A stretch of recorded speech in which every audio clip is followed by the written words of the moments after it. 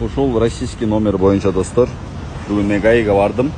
ГАИга барып, эми эртең менен интернеттен окудум эле, окусунан эле угуп калдым, то есть. И не дейт. Ошол сентябрдын аяктарында уже рейд жүрө баштайт российский номерлерге депчи. И аны уккандан кийин уже мен ГАИга келдим. ГАИга келип сураштырдым, эмне кылса болот, кандай варианттар бар.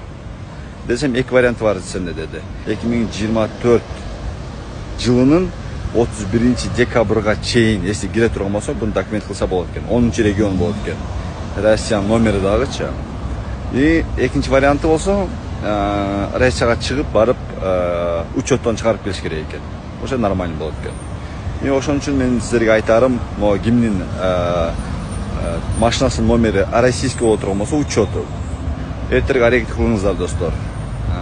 2024-түн 31 декабрдан кийинки киргендер, аны эртерээк шак кылыңыздар, достор.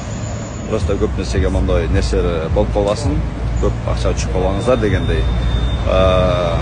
Өзүңүздөр деле азыр угуп атсаңыздар керек Россиянын немеси боюнча, учету боюнча.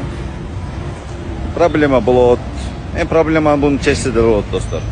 Ошого эртелетейлик, достор.